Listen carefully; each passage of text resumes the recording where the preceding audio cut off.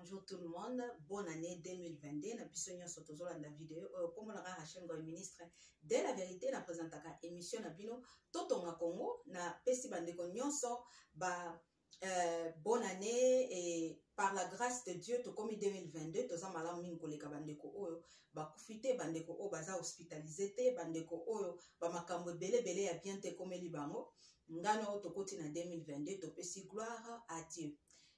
Conseil ya lelo ya bandeli ya 2022 ezali bandeko nanga ba congolais to bimana kati ya distraction ya ba sex tape, distraction ya ba makambo o ezali vraiment privé na vie ya bato. Oui, soki komi déjà na net ezali sous privé te parce que biso nyonso tokoki kotia commentaire, biso nyonso tokoki koloba o nyonso tolingi na kati, mais conseil ya lelo ezali totali fin ya 2021.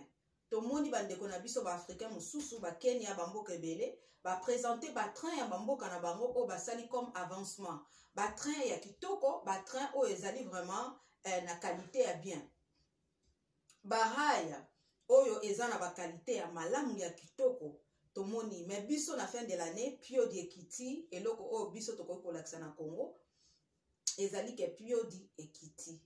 Le problème est quoi? Le problème est que tolingi mboka o nzamba pesa bisote, tolingi avancement ya mboka na bisote, tolingi ko prendre charge te. Donc en la fin de l'année toyoki si président na biso ayoki soni parce que bambongo nyonso o ya ba pesa ki pona ko investir pona classe ya bana, pona ko tonga banzela, pona makambo ebele nyonso ezalaki détourné.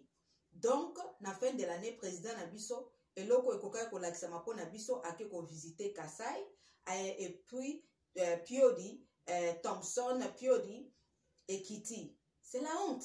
Baninga bazola ki sa train, ozali bien avancé et qualité ya kitoko, mais biso na communauté congolaise to banda kolobela sex tape ya Peniel. Sex tape ya Peniel ezali plus important, ezali plus intéressant que makambo ya mboka na biso. Na mboka na biso toza na besoin ya kotala na niveau tozo kende. Bandeko na biso ba africain baza ko avancer.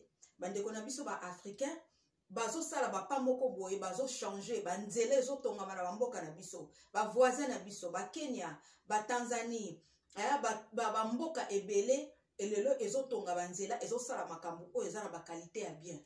Mais biso na Congo toza na vie ya détournement et vie ya détournement. Mais peuple congolais aza toujours na distraction. Aza toujours ko voter bato o akoki ko voter te. Aza toujours na kofinga. Aza toujours na makambu oyo eza personnel na vie ya mutu. Aza na tente ya kotala makambu nini elekanaka na mboka na ye. Aza na tente ya ko analyser est-ce que tozaka na besoin ko voter bato oyo to toza na besoin ko longola bango. Est-ce que toza na besoin ko pesa bato oyo chance mususu to totali vraiment ndenge ya nekenda kinde bandeko na biso mususu ba présenter ba train na biloko belé ya kitoko. Biso na Congo tozozonga sima bandeko na biso ba africain mususu bazo kende liboso baza ko avancer bazo sala makambu o ezali très important o ezo aider mboka na bango o ezo pesa fierté ya mboka na bango ke soki Kenya na telemi alobi naza muta Kenya bota la train o eza na mboka na biso babeti maboko. Mais train nini ya ndenge nini biso toza nango toza toujours na ba train ya modèle akala baninga basali ba train neti o ezalaka na Belgique ndenge ezalaka na Poto. Mais biso tozo zonga sima na kati ba pays nyonso Afrique au lieu ko kende liboso parce que peuple congolais azana temps ya kolandela ka vie privée ya mutu yo bimaki na nani camarade ya Peniel azanani olobi nini sex tape wana esalami wapi DJ azana bik Peniel azana nzoto kitoko azali très propre nzoto nesa kitoko koleka bana basi misusu o basala ba sex tape. Population ndenge wana ndeni mboka na bino ko avancer. Population ya mentalité ndenge wana o azaka na tango kanisa makambo mboka na ete mais makambo ya vie privée ya bato ba sex tape ezalaka plus intéressant, plus important que makambo elekana na mboka na yo. Tokotika la kokende liboso te bandeko na ba congolais.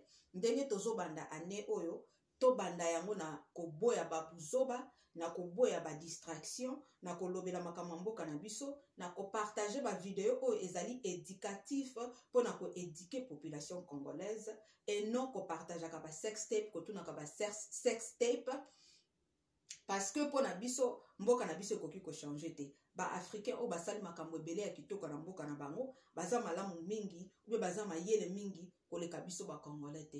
Mais c'est parce que biso ba congolais tolingi kolekisa tant na biso mingi sur de bêtises que comment tokoki ko travailler to faire avancer mboka na biso Congo. Comme on a Rachel Ngoy ministre de la vérité na présentaka émission na bino Totonga Congo. Tokokutana à la prochaine vidéo par la grâce de Dieu. Bye bye.